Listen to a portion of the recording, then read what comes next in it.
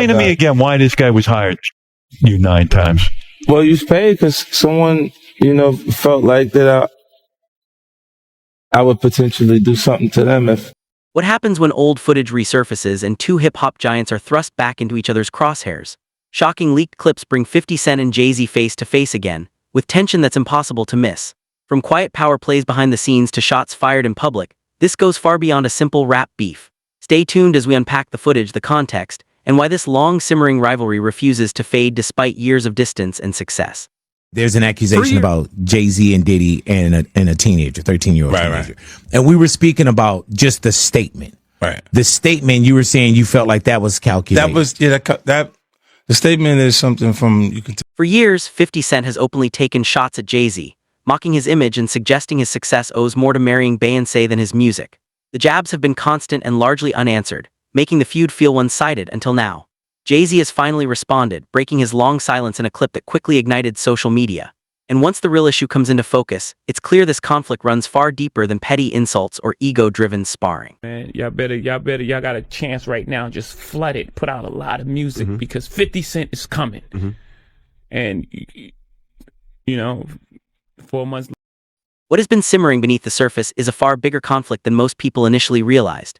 This is not about chart positions or lyrical sparring. It is about power, influence, and control over access to the biggest platforms in music. Two heavyweight figures in hip-hop are colliding, not in recording booths, but in boardrooms where career-shaping decisions are made. What makes it even more striking is that this is not unresolved drama from the late 90s. This is recent history.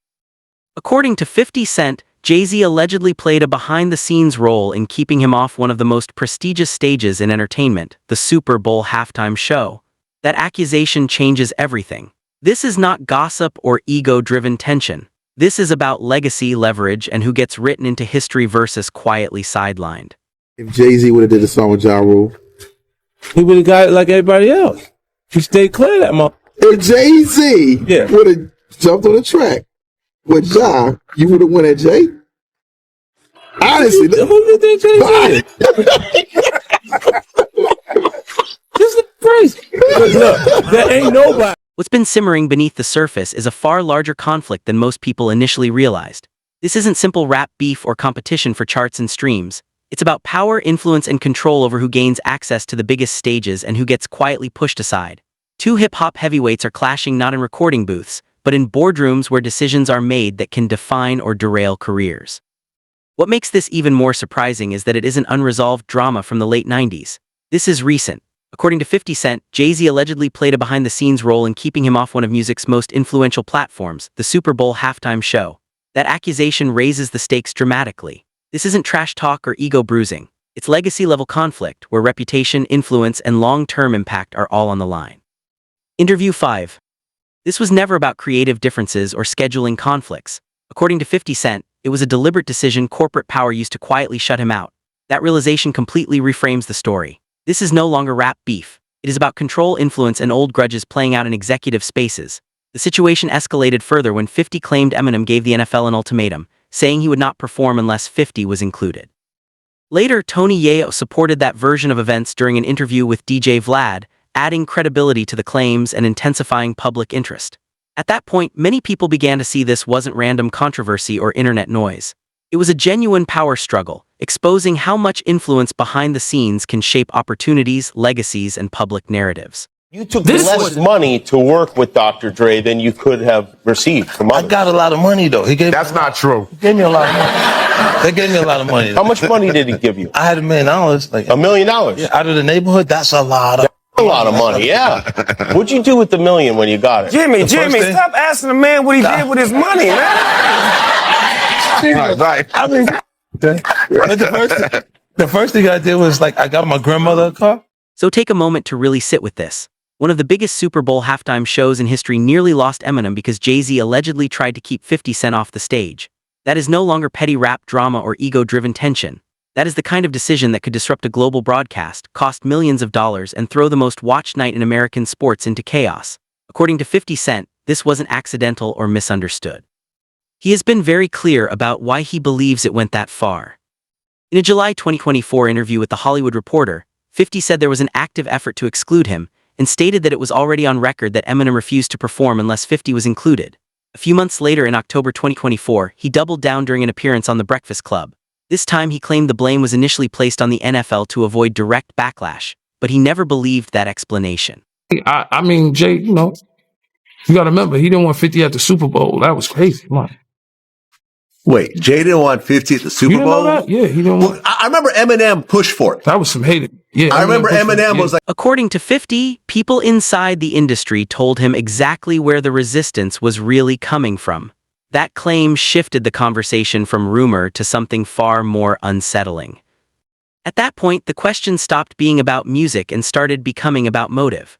What would push one of the most powerful figures in hip-hop to allegedly block another artist from a Super Bowl moment? From 50's perspective, this has nothing to do with creative disagreements or performance logistics anymore. He believes the rivalry evolved into something much larger.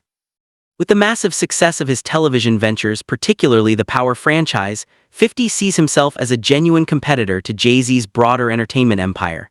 In his mind, the battlefield moved from records and charts to boardrooms and ownership. This isn't about bars or first-week sales. It's about control, market share, and influence over the future of hip-hop business. 50 also pointed out that when the controversy first surfaced, the NFL absorbed most of the public criticism, while Roc Nation remained largely out of sight.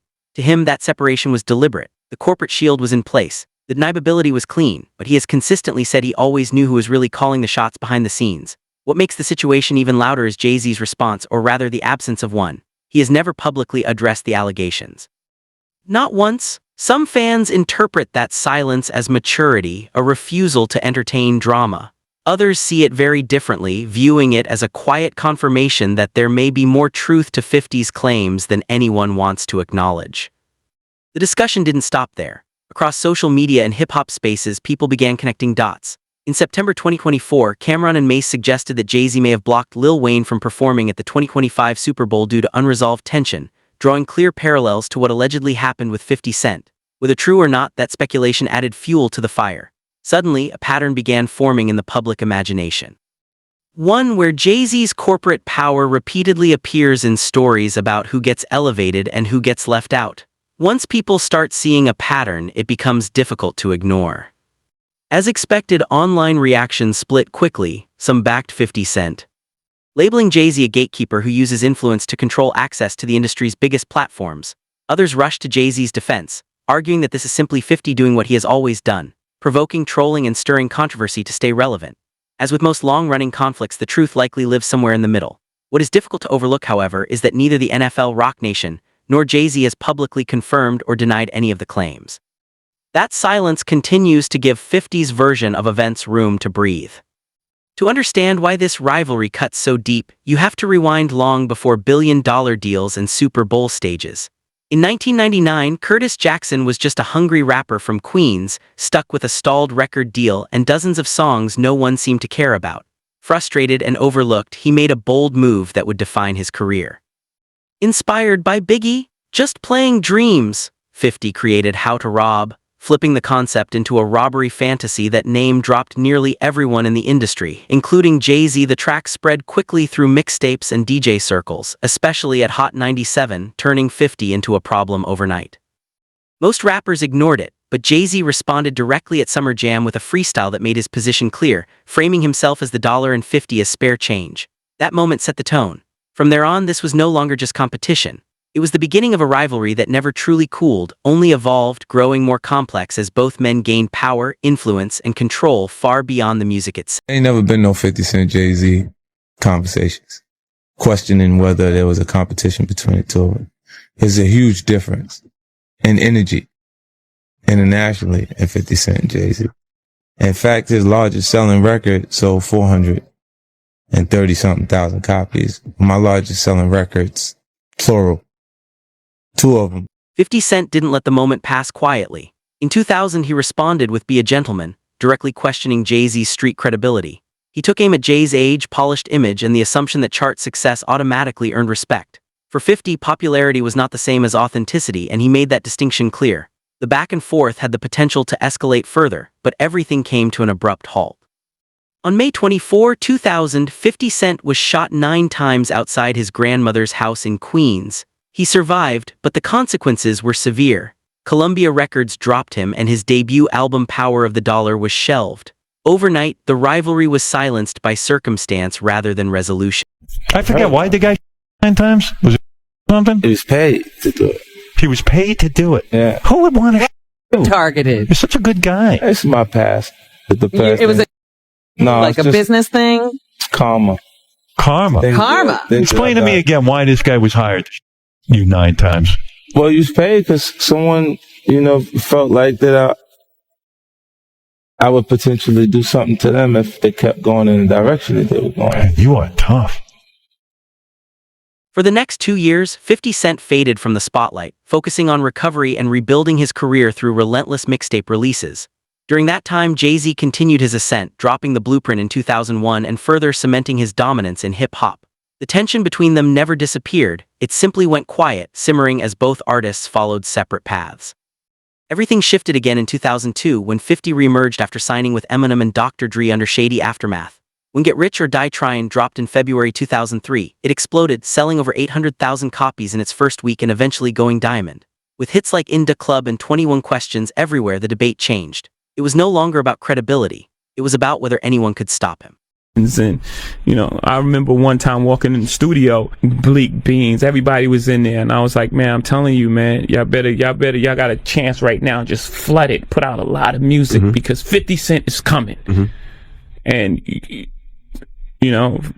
4 months later, In the Club hit, and it was over. And it was just like, okay, now everybody got to sit on the sidelines and wait this tidal wave out. Later, he admitted that he warned his Rockefeller artists that 50 Cent was about to take over. What followed was an uneasy middle ground between rivalry and cooperation. In 2003, they appeared together in a Reebok commercial, toured on Rock the Mic, and briefly crossed creative paths. At the same time, 50 openly boasted that his G-Unit sneakers were outselling Jay-Z's Carter line by a wide margin. Despite shared stages and overlapping business ventures, the underlying tension never fully disappeared. 50 continued positioning himself as the larger global force, often pointing to international sales and reach to argue that the gap between them was bigger than many acknowledged. The rivalry never ended. It simply evolved, shifting from open confrontation to quieter competition across music, branding, and global influence. And who we are with each other internationally. Let them be fooled in America and think there's a competition there. Because America can be purchased. We can buy it with marketing dollars. You see what I'm saying? But the rest of the world, there's not enough marketing dollars to go around to change the way the rest of the world feels. 50 Cent has been outspoken about what he sees as Jay-Z's biggest flaw, and in his view, it has nothing to do with talent. According to 50, Jay-Z avoids direct confrontation, preferring to let others handle conflicts on his behalf. Rather than engaging in beef personally, 50 claims Jay-Z has a long history of putting someone else out front to do the fighting while he remains shielded in the background, keeping himself protected from direct fallout. A piece of work, man. He always right in front of him. When Jada came for him, he put Beanie in front of him. And Beanie went back and forth with Jadakiss. When Cam came for him, he put True Life in front of him. And they went back and forth. And he just... 50 Cent argues that Jay-Z's flaw extends beyond music and beef. He describes Jay-Z as overly polished, corporate, and carefully packaged. His calm, business-first persona makes him seem approachable, but according to 50, it also distances him from the street credibility that forms the foundation of hip-hop, creating a calculated image that shields him while maintaining influence. Hip-hop. His presentation makes people decide to say, oh man, because he's big. And his take on it is bigger than the actual art form. From 50 Cent's perspective, Jay-Z simply plays the game differently. He avoids open confrontations, leans on corporate structures for protection, and lets systems work in his favor. Whether people see that as smart strategy or weakness depends largely on who you ask, but it's a contrast that 50 has never let slide. The rivalry between them quickly moved beyond music, spilling into business and empire building.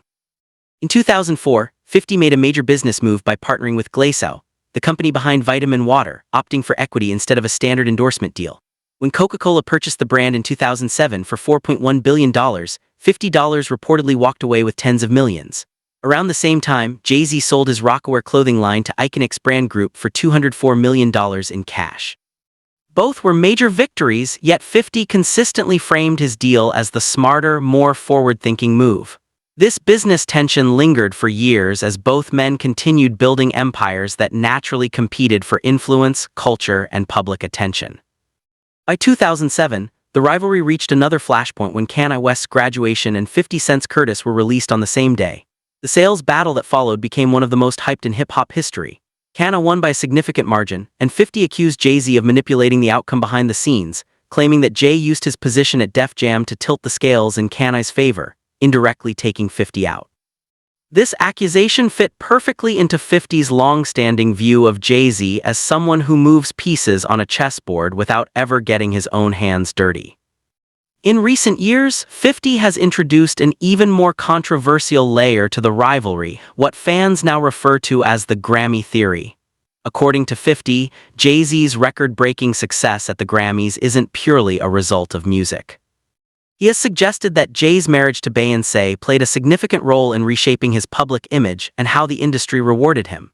In multiple interviews throughout 2023 and 2024, 50 argued that Jay-Z's transformation from street rapper to mogul and family man changed his perception within the music world, influencing award recognition.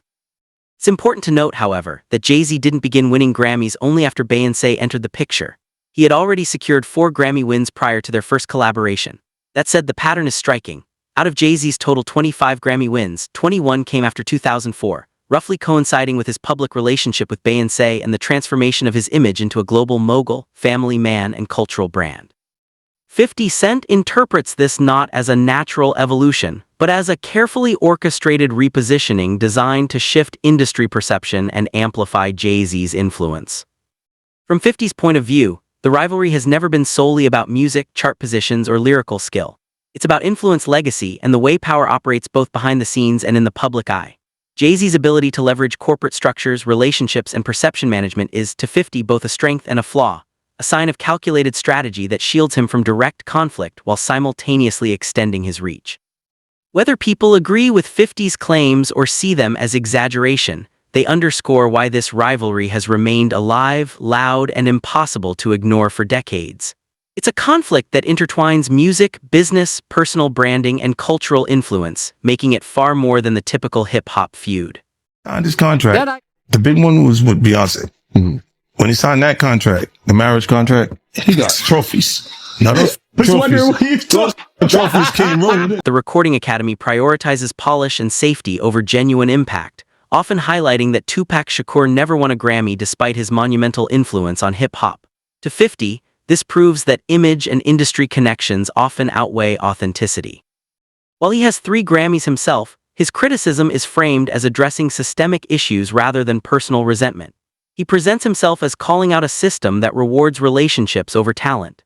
The debate intensified when 50 began drawing comparisons between Jay-Z and Jean Mitchell Basquiat, suggesting calculated strategy shapes perception as much as artistry does. Image yourself after a gay painter. The big homie want to look like a gay painter. What are we talking about here? We're talking about Basquiat. He wants to look like a gay painter. According to 50 Cent, Jay-Z didn't just admire Jean Mitchell Basquiat, he modeled his entire aesthetic and public image after him. While the claim sounded extreme to some, it fit perfectly within 50's long-standing approach. He doesn't limit his critiques to music alone. He goes after image, credibility, business moves, and personal choices. That same energy was evident when 50 mocked Jay-Z's 444 album, calling it out of touch and aimed more at elites than the streets. Over the years, he also relentlessly poked fun at Jay-Z's appearance through memes, suggesting that his polished, corporate image distanced him from the street authenticity that forms hip-hop's foundation. Ironically, on paper, the two should have mutual respect. Both rose from humble beginnings, Jay-Z from Marcy Projects, 50 Cent from Queens, and both built massive influential empires. Yet for over 2 decades, they've been locked in a cold war that evolved from diss tracks to business clashes to non-stop online jabs. Despite the public back and forth, 50 insists it's not personal. When they cross paths in person, interactions remain civil. The disagreement is fundamental. 50 thrives on confrontation and transparency, while Jay-Z operates quietly through systems, corporate influence, and carefully curated image. That contrast defines their rivalry. The tension isn't disappearing anytime soon. As long as 50 maintains a strong social media presence and Jay-Z holds power in the corporate world, the rivalry will keep resurfacing. With multiple storylines colliding from Super Bowl allegations to Grammy debates, it's clear this isn't about music anymore. It's about power, control, influence, and two very different approaches to success in the industry. What's remarkable is that after all the diss tracks, sales battles, business maneuvers, online barbs, and Super Bowl drama, neither artist has dethroned the other. Both remain dominant figures in their respective spheres, having turned impossible beginnings into massive empires. Whether they admit it or not, this rivalry has pushed each to evolve, sharpen strategies, and stay ahead of competitors. Over time, what started as personal tension has become part of their identities. Their stories are intertwined, their legacies connected, and their ongoing competition has shaped the business side of hip-hop for decades. At its core, this isn't just about leaked videos or old grievances. It's about power, ego, and contrasting strategies for navigating the music and corporate worlds. With everything resurfacing now, it raises questions. Are these leaks exposing hidden truths or merely reopening wounds that never fully healed? Is this rivalry about music, business, or something even deeper? One thing is certain. This ongoing saga continues to captivate fans and define legacies.